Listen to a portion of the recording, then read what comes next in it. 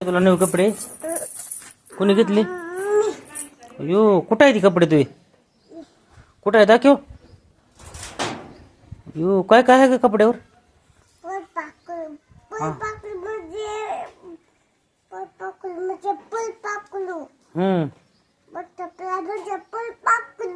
A for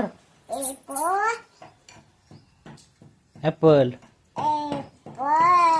apple. B for ball. C for cat. D for काय?